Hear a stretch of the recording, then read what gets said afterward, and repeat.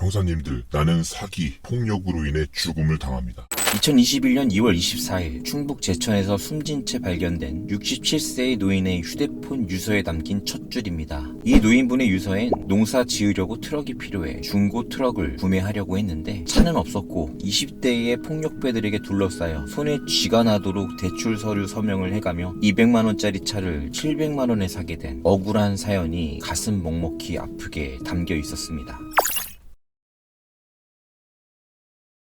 여러분들은 중고차 하면 어떤 단어가 떠오르시나요? 최근 소비자 1000명을 대상으로 한 한국소비자연맹의 조사에 의하면 중고차 시장 및 매매상에 대한 신뢰도는 각각 14.8%와 11.2%대를 기록했다고 합니다. 중고차 구매 시 불만을 겪은 소비자들의 불만 유형으로는 고지 설명과 다른 성능 상태 45.4%, 사후 관리 미비 39%, 허위 미끼 매물 29.7%, 사고차 미고지 26.9%대였습니다. 뿐만 아니라 중고차 구매 과정에서 성능 상태 점검 기록부 발급은 법적 의무사항임에도 불구하고 27.1%가 발급받지 못한 것으로 나타났습니다. 상황이 이렇다 보니 인터넷에서도 허위 매물 올리는 이들을 응징하겠다는 자극적 영상들이 넘쳐납니다. 일종의 인터넷 자경단인 셈이네요. 사태가 이쯤 되니 특이하게도 중고차 시장에서만큼은 대기업의 진출을 원하는 응답자가 무려 66%대를 기록하고 있습니다. 사실 수입차들은 5, 6년 연식의 인증 중고차를 이미 판매를 하고 있어 왔습니다. 기존 구매자들로 하여금 중간에 차를 팔도록 유도하면서 시세 차익을 남기고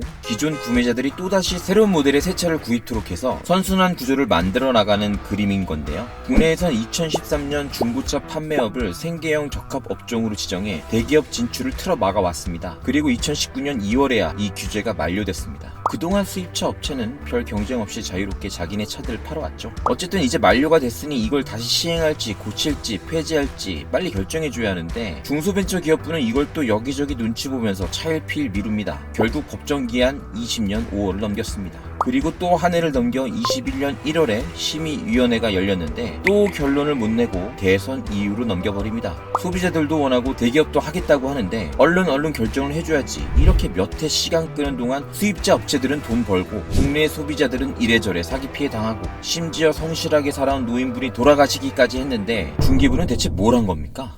대선이 끝났습니다. 이제 뭐 눈치 볼 일은 없어졌고 지난 3월 18일 드디어 결론을 내렸습니다. 완성차와 중고차 업계가 생계형 적합업종 심의위원회를 열어서 중고차 매매업을 생계형 적합업종으로 지정하지 않기로 했습니다. 이게 저 법이 기한 만료로 폐기된 지 3년 만의 일입니다. 물론 조건부입니다. 기존 업체들이 순순히 자기 시장 내주진 않겠죠? 현대차그룹은 기존 중고차 업계를 위해 5년 10만 킬로미터 이내 인증 중고차만 팔겠다고 했습니다. 그 외 매입 물량은 경매로 기존 매매 업계에 공급해주기로 했습니다. 시장 점유율도 제한됩니다. 22년 올해는 2.5%, 23년에 3.6%, 24년엔 5.1% 내에서만 인증 중고차를 판매할 수 있습니다. 이건 뭐 나라에서 매출 목표 잡아주고 있네요. 그래도 그나마 일단 시장 열어준 것만으로도 만족합시다. 20년 기준 중고차 시장 규모가 395만 대니까 여기서 2.5%면 약 9만 8천여 대 정도 팔 수 있는 겁니다. 20년엔 제네시스가 10만 8천 대 정도 팔았으니까 이 시장 꽤 매력적입니다. 저 정도만 팔게 해도 차 판 사람은 다시 새 차를 사게 되어 있으니 아빠 세대가 차 팔면 아들 세대에서 아빠 쓰던 차 사는 거죠. 그 사이에 현대는 새 차도 계속 팔고 중고차도 팔면서 또 이익도 남기는 겁니다. 매물 매입도 기존 영업망이 있어서 간편합니다.